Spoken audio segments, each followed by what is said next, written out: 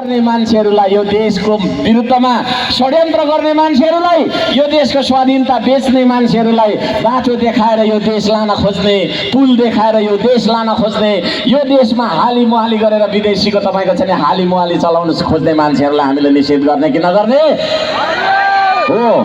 नेपाली जनताले 5 वर्षमा एकचोटि आफ्नो सबैभन्दा ठुलो अधिकार प्रयोग गर्ने दिन आउँछ, त्यो भोट लगाउने चुनावको दिन। त्यो चुनावको दिनमा मतदान गरेर तपाईँहरूले चाहिँ नि सही मान्छेलाई चुनेर गलतलाई तपाईँको देश बेचुवाहरूलाई मिल बनाएर तपाईँहरूले दण्डित गर्न सक्नुपर्छ। दण्डित गर्ने दिन आउनुपर्छ आदरणीय दाजुभाइ दिदीबहिनीहरू। तपाईँहरूलाई लाग्छ कि लाग्दैन हो? डाइरेक्ट कुरा गर्ने हो। आज जाडो छ, जाडोमा अलिकति कराउनु पनि पर्छ, किनभने यतातिर जाडो लागिसक्यो होला, यतातिर गर्मी छ होइन?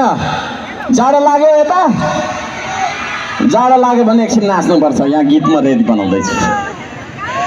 आदरणीय दाजुभाइ दिदीबहिनीहरू, गलत भनेर थाहा पाई गलतको पक्षमा खबरदार। मेरो काका उठ्यो, मेरो मामा उठ्यो, मेरो बाउ उठ्यो, मेरो आमा उठ्यो।